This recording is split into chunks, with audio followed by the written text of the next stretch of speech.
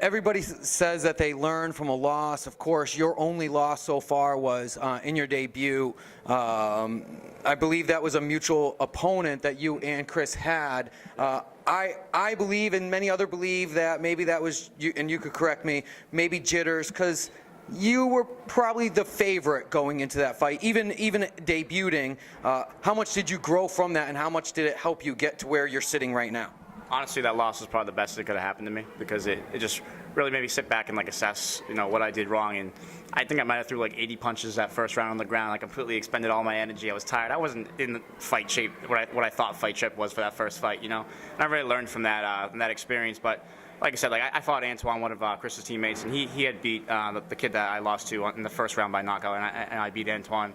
And the way I look at it too is, once I beat O'Brien, I think that's Antoine's only other fight actually. So I feel like I should have been 5-0 after I beat Chris. But yeah, honestly, at the end of the day, Chris seems like a great guy. Nothing against him, but at the end of the day, I just look at him as my fourth Cage Titans victory.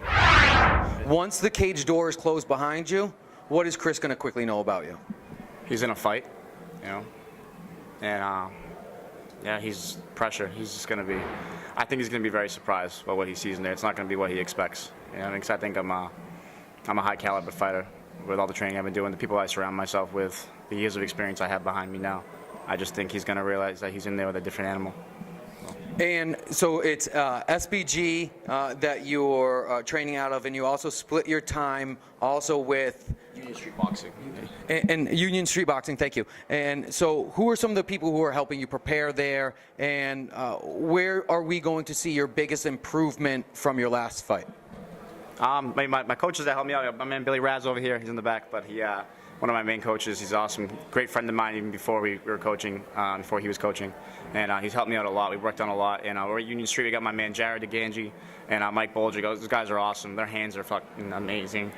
I can't swear. But yeah, their hands are great, man, and just they're preparing me for anything, And I've actually gone down to Lausanne's a couple times recently, which is and we're working on my ground game over there too. I've been working over at SIT, Union Street. I got a bunch.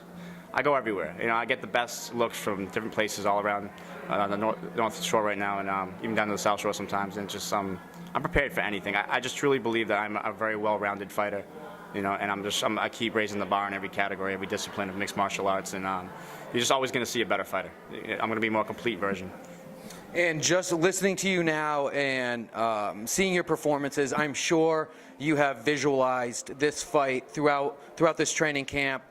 What have you visualized, and do you have a prediction of the outcome?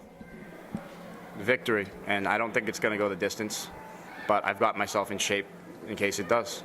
But I have the cardio to go for days, man. I was in 5-round fight shape for my last fight, and I only took about maybe 2-3 weeks off, and I got right back on the horse. And even the week of the award show, I'd already done 25 rounds that week, in the gym. I'm in great shape, and I've only pushed the limit and just keep raising the bar. And my conditioning's through the roof. My different disciplines that I've worked very hard, and I think you're going to see a good show.